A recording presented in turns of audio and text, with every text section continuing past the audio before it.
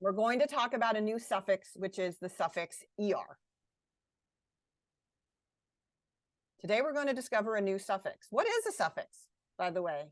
What's a suffix? Type it in the chat, please. What is a suffix?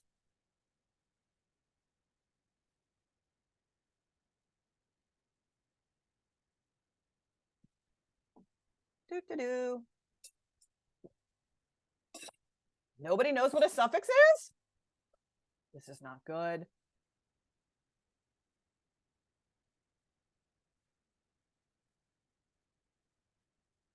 Mm-hmm. Good. All right. Changes the meaning of a base, comes at the end of a base. Okay, a letter or letters added to the end of a base word to change its form or usage, meaning something to add. Okay. We're going to be very direct and very inclusive of all possibilities when we talk about what a suffix is. In terms of the definition of a suffix that you will see in the Word Detective Notebook, is that it is an element attached after a base. An element, which means a written morpheme. That's the word we use for written morpheme. We use the word element. Attached or fixed or added, however you want to say that, whatever verb, after a base. You cannot say that it's attached to a base because many words have more than one suffix. So a suffix could be attached to another suffix. So the best definition of a suffix that is incorporating all possibilities is an element attached, fixed, added, whatever you're going to say, after a base. So right now, everybody is going to type in the chat the definition of a suffix. Use whatever verb you want to use. What is the definition of a suffix? I've said it about 5 times now.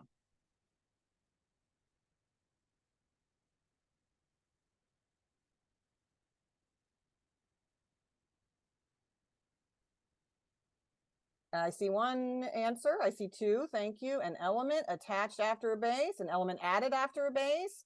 Yes, good.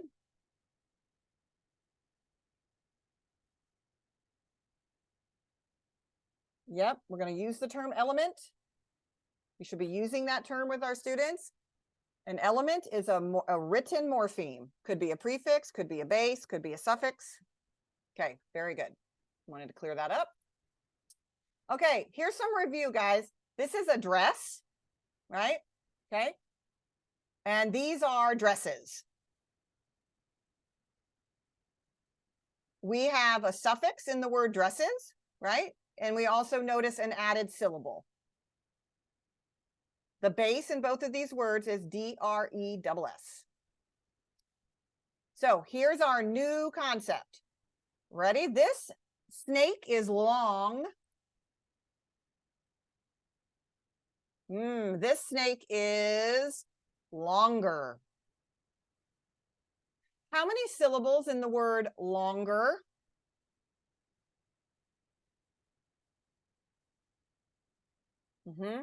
Two, good. And so how many vowel graphemes do we see when we look at the word longer?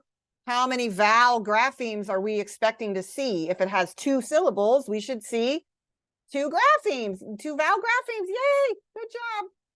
Okay. Now, longer has a new vowel grapheme that we just learned not long ago, right? ER.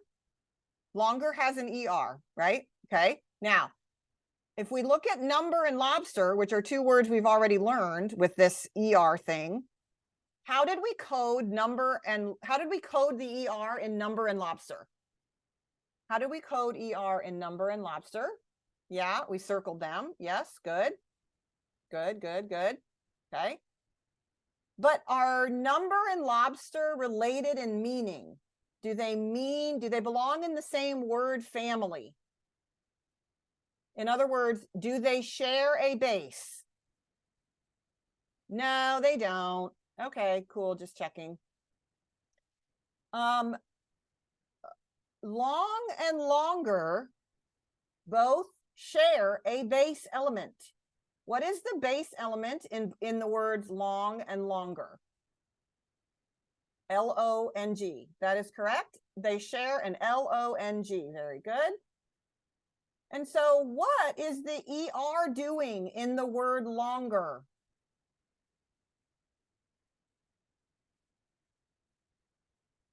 Is it just representing a syllable?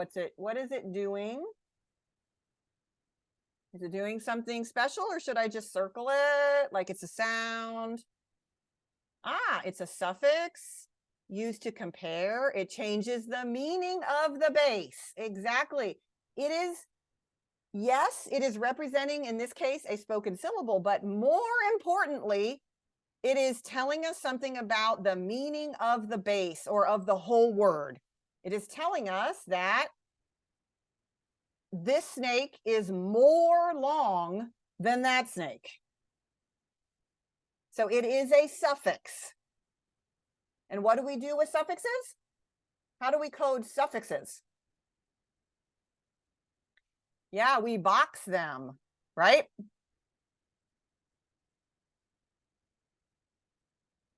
Because they give us the gift of meaning. So it's like a little gift box. Good job. Okay. So longer is a word. The word longer is built with a base L-O-N-G plus ER. So longer gets a word sum, right? Because it is a complex word. Complex words, we analyze them with a word sum. Her ice cream is tall. My ice cream is taller. Is the ER in this word acting as a suffix in taller? Is ER a suffix in that word? Yeah, it is. So what do? We box it. T-A-L-L-E-R is rewritten as T-A-L-L plus ER. There's our word sum. A zebra is fast. A tiger is faster. Is that a suffix? Oh, yes, it is. All right, there's our word sum. F-A-S-T plus ER. The vase is on the table. The cat is under the table. Is that ER a suffix?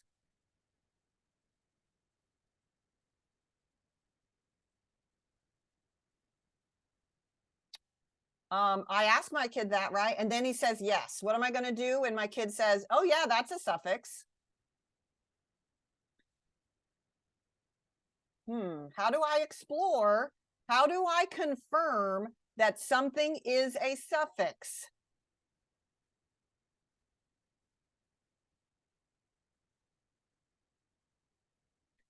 Yes, I could ask about the base. And honestly, I would go, you can confirm or deny the presence of a suffix with a word sum. Okay, great. You say it's a suffix and you should be able to make a word sum. And that word sum, with the assumption ER is a suffix, would be UND plus ER. Is UND a base that you know of?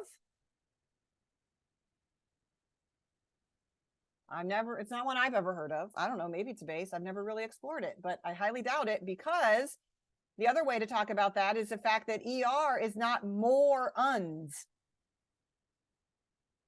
right? It's not more of an UND. Oh, so in that case, we're just going to circle the ER, right? Not going to box it. So I've been keeping track, of course, so diligently. I've been keeping track of all the morphemic elements that we've learned, and especially our suffixes here, of course. We've got S as a consonant suffix. We've got ES, ING, ED, and now I need to add ER as a vowel suffix.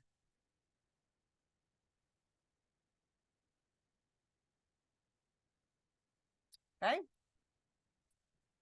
So we're good with ER. Okay, we're going to come back to it in a second, but while we're here, I'm going to talk to you about another one, which goes just beautifully with the suffix ER. Once you've taught that, you can move into long, longer, longest. Makes sense, right? Okay, so here we've got longest. We can just continue our little discovery here of how to comparing these words. So we've got tall, taller, tallest, right? Kids know these words. These morphemes are in their spoken vocabulary, right? They get it. Even the youngest of kids understand about this. Fast, faster, fastest. So here we go. Long, longer, longest. Tall, taller, tallest. Fast, faster, fastest. Look at the words longest, tallest, and fastest, and tell me what you notice about them. What's the same about longest, tallest, and fastest? What is the same about longest, tallest, fastest? Okay, your turn. Type it in the chat. Oh, we have an EST. Okay, they all do have an EST. That's what they have that's the same. Whether or not it's a suffix, we have to go talk about the meaning, right? If it's a suffix, it's going to be doing something meaningful for us. Okay, so we explore that with word sums, right? Okay, and so we can do that by exploring, well, does EST, would this be the setup? Does EST lend meaning to the word longest in a way? Does it affect the base LONG and TALL? Yeah, right. What would we say is the meaning of of EST? How would we say that affects meaning? Yeah, this would be most, right? So ER is more, but EST is most. That would be the way I would use those terms with kids, right? This snake is the most long, right? It's the longest. We can't always actually use ER and EST. Sometimes we have to use the words more and most, right? Instead of, sometimes we can't put ER and EST, or we don't anyway. Okay, and now we can put EST to our growing list of very common affixes, or suffixes in particular. Now, I have a question for you. How do you think a student would spell the word fastest if they were just basing it on sound?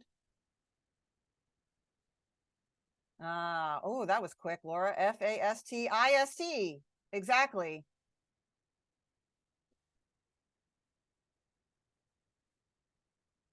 This is why we do not pronounce or tap out affixes, especially suffixes. We say the names of the letters and we don't try to sound them out because they are almost always unstressed, which means they end up getting a reduced vowel sound, which is going to sound like I or And that happened all the way back when we even did like boxes. It's not box S. Okay, so we're avoiding that whole scenario by first looking at the structure of the word. We only tap the sounds in the base.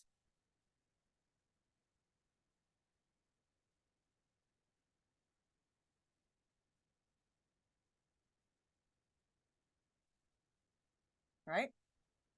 See how that all works?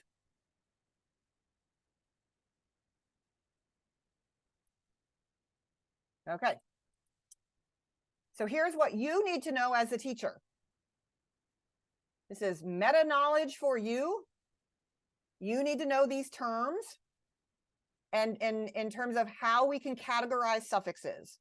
As you can see here, we have got a suffix might be inflectional. An inflectional suffix, you have already studied several of them, like s, es, both for nouns and for verbs. Notice that s and es, they don't change the part of speech of the base. The base in dogs is still the noun dog, right? And same with verbs. I'm just using s or es to make it match the subject, right? I walk, he walks. Okay.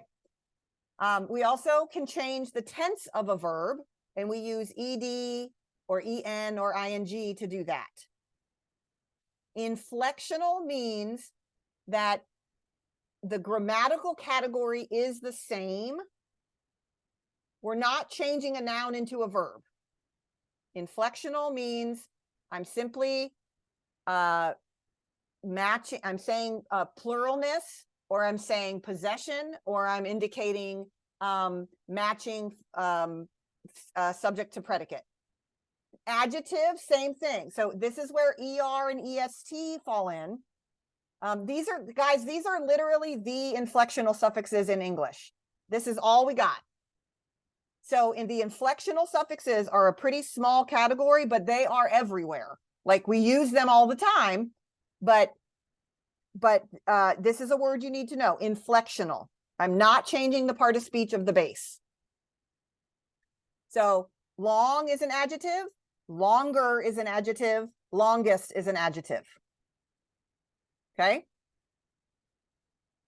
Now, there's another meaning of the suffix er. This is a farm. This is a farmer. This is not a more farm. That er does not mean more. What does that er mean?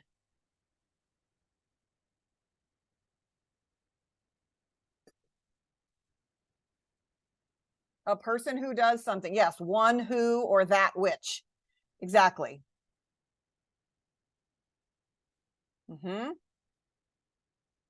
Bake, baker, teach, teacher, farm, farmer. Okay, good. So it's a suffix. It just has now a different meaning. So now we have two different meanings for the er suffix. Two things it can be doing for us. Okay. This just walks you through, again, and this is not new. You've worked with complex words before. We always remember to break down words into their elements. If I was going to show you the word forklifts, my mom uses cranes, dirt diggers, and forklifts at her job. I'm going to have three elements, right? A base, and a suffix. Yes, compounds can have suffixes on them. Okay, so here's the other category, guys, of suffixes. We already talked about inflectional, and now we're going to talk about derivational. Here we are using the suffix to indicate the part of speech, also known as the lexical category. So an er can be used to make any base a noun, not any, but you get what I'm saying. You see how that ending is the indicator of noun, farmer.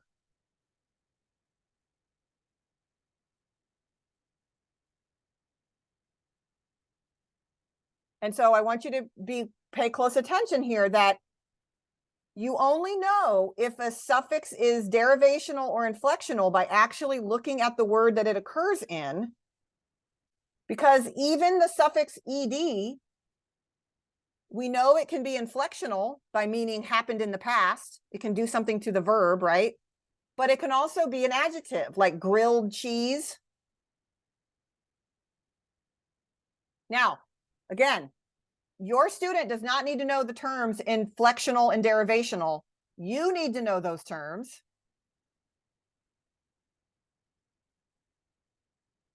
If you were to someday take a test, for example, to get certified.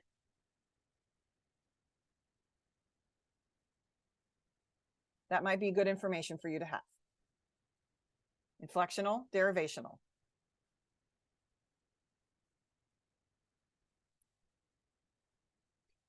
Okay, now ER, of course, is not the only R, is not the only vowel R grapheme. We've got AR, we've got OR.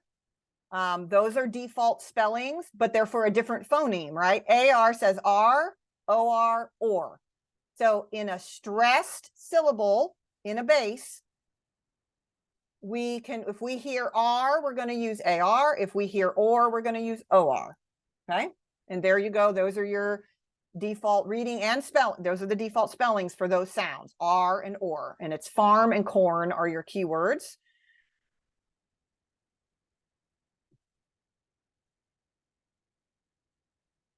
Okay. Her arm was scarred from the burn. I'm trying to spell the word scarred. Is scarred simple or complex? Type it in the chat. It is complex. Very good. And so how is it built? How do we build the word? In other words, do I have a base and a suffix? Do I have two bases? Tell me what the elements are, not the specific elements, but just tell me what kind of elements that we have. We have a base and a suffix. So how many lines do I draw on my word sum? 2 lines. Yeah, 1 for each element. Okay, very good. Oops, sorry. Didn't mean to do that. And so, sorry, I need to do this for a second. Just want to make sure everyone's clear here, right? So I've got, I'm this far with my word sum, right?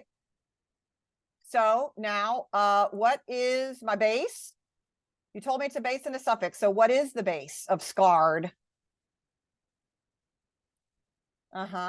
Your kid is going to say scar, right? Tap the sounds.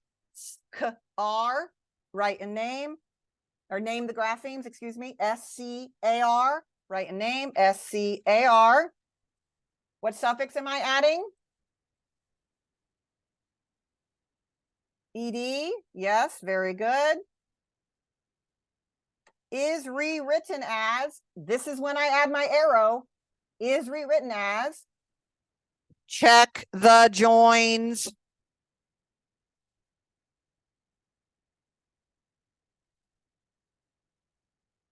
Check the joins. Is something going to happen to this base? Is there a spelling change that I need to think about? Well, I do have a vowel suffix, so yeah, I need to be thinking here about that. Am I going to double this R?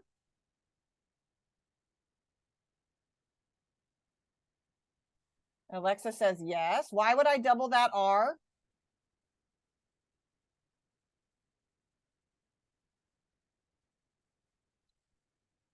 Why does it get doubled? Just because? Because the word, because that's how you spell the word? Why am I doubling that R?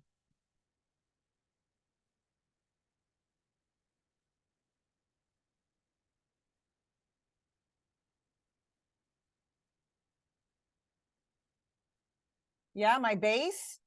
Does my base have one vowel letter followed by a consonant? If you don't know the answer to this, you should be listening up.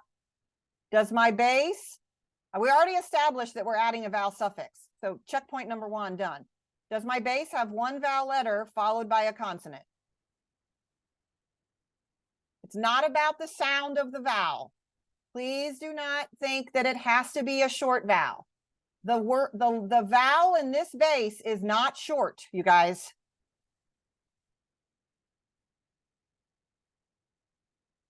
The vowel in that base is not short. The checkpoints for whether or not we double a consonant when we're adding a suffix is, do I see one vowel letter followed by one consonant? Do I? Yes, I do. It's not a short vowel. It's one vowel letter followed by a consonant. And I'm adding a vowel suffix. Therefore, I will mark over here. My student will mark over here. They'll write another R right here in their own handwriting. And then they will rewrite it and announce it SCARRED.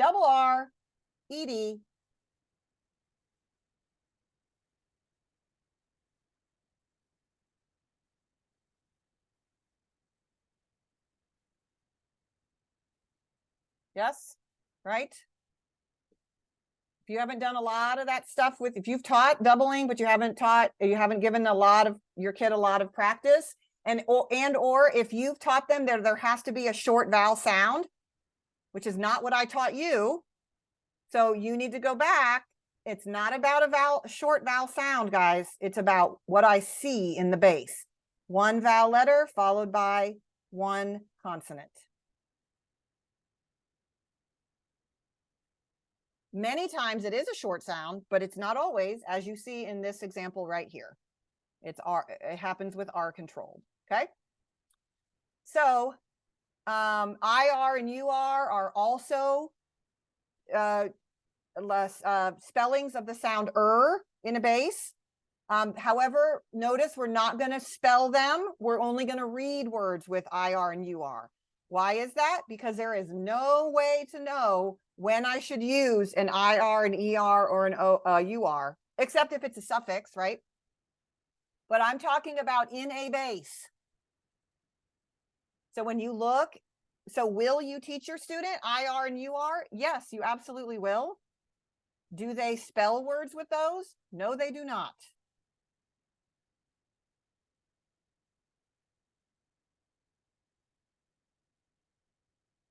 Okay, and then one last point. Please don't forget that you can use that compounds are an excellent source of words to use with kids. And every time you teach a new phoneme grapheme correspondence, you can go back and think about the compounds you could make with that type of phoneme grapheme correspondence, right? So now they could do armpit or armrest or backyard, or they can't spell bird bath, but they could read it, right? You could do junkyard. You can do landform. They can spell OR, okay? So compounds count as a complex word. Let's not forget about them.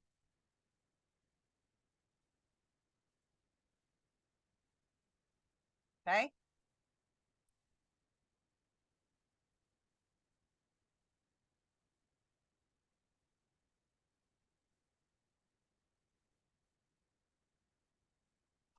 Woo, that's a lot.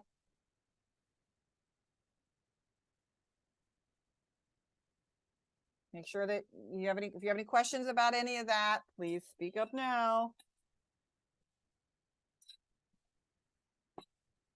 Now you know all the syllable types. You can lead your student through them.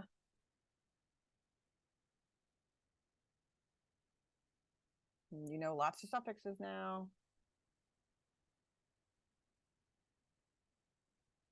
You just keep building on the things that you've taught, right?